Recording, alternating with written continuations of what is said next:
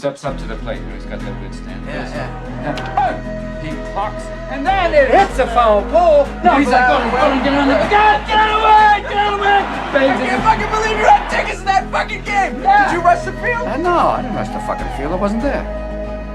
What? No, I was in a bar having a drink with my future wife.